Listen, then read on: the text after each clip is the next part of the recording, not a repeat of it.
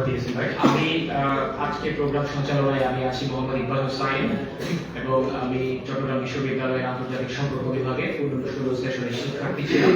এবং আমার পরিচয় হচ্ছে আমি সাবেক কমিটি অর্থাৎ শহীদ কিরানুল ভাই কমিটির আমি ত্রাণ ও দুর্যোগ বিষয়ক সম্পাদক ছিলাম। আজকে আমাদের যে প্রোগ্রাম এই এন্ডের বিধানে যে প্রোগ্রামটা হচ্ছে এখানে আমি একটু সংক্ষেপে মাননীয় মেহমান মহোদয় যাতে আমাদের আইডিয়াটা বুঝতে পারেন সেজন্য আমি একটু সংক্ষেপে বলি। আর সেটা হচ্ছে আমাদের যিনি শহীদ ভাই আমাদের সাধারণ সম্পাদক ছিলেন, তার এই পৃষ্ঠপোষকতায় আমরা অ্যাডভান্স ন্যাশনালিস্ট ফর ডেমোক্রেসি অর্থাৎ আমরা দেখতে পাচ্ছি নতুন যে রাজনৈতিক বন্দোবস্ত বা পরিবর্তিত পরিস্থিতিতে আমাদের ছাত্রদলকে নিয়ে নানামুখী অপপ্রচার গুজব কিংবা যে কন্টেন্ট ক্রিয়েট করে আমাদের বিরুদ্ধে যে অপপ্রচার চলছে তারই কাউন্টার দেওয়ার জন্য আমরা যারা বিশ্ববিদ্যালয় লেভেলে আছি আমাদের কাজ হচ্ছে আইডিয়া দিয়ে আইডিয়াকে কন্টেস্ট করা। তো সেই জন্য আমরা কাজ করছি, তারই অংশ হিসেবে আমরা কিছু প্ল্যান নিয়েছি যেগুলোর মাধ্যমে আমরা রিসার্চ করবো যারা আমাদেরকে নিয়ে অপপ্রচার করছে কিংবা আমাদের আইডিয়া কিভাবে আমরা ডেভেলপ করতে পারি। এর মধ্যে আমাদের 31 দফা সহ অন্যান্য দফাগুলো আছে। আমরা কাজ করছি নলেজ বেসড অর্থাৎ আমরা যেটা চেষ্টা করছি সেটা হচ্ছে আমরা সবসময়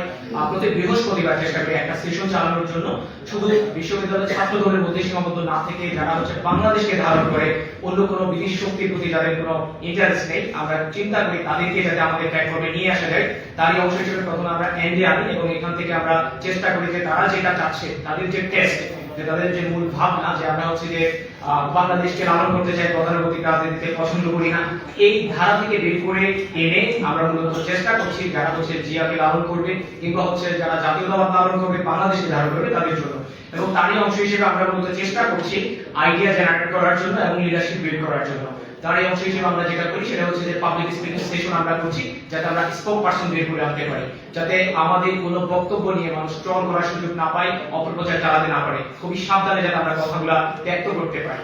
এরপরে আমাদের কাজ হচ্ছে কমব্যাট ডেভেলপিং ন্যাশনালিজম অর্থাৎ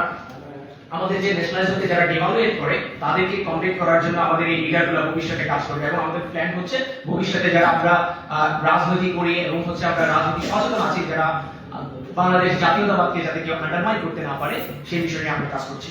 এরপরে আমাদের আরো কিছু ব্যাপার আমরা অ্যাসিমিলেশন করার চেষ্টা করছি চট্টগ্রামে যত প্রাইভেট ইউনিভার্সিটি আছে এবং পাবলিক ইউনিভার্সিটি আছে যাতে নলেজ বেসড আমরা কাজ করতে পারি এবং জাতীয়তাবাদকে কেউ যাতে আন্ডারমাইন করতে না পারে সেই জন্য আমরা কাজ করে যাচ্ছি। এবং ভবিষ্যতে আমরা কিভাবে প্রোগ্রাম করব, কি প্ল্যান করতে পারি, আমাদের বুদ্ধি আইডিয়া কিভাবে শেয়ার করতে পারি এবং মাননীয় মেয়র যাতে রাষ্ট্রীয় কল্যাণে কাজ করতে পারে সেই বিষয়গুলো নিয়ে মূলত আমরা আজকে মাননীয় মেয়র মহোদয়ের কথা শুনবো।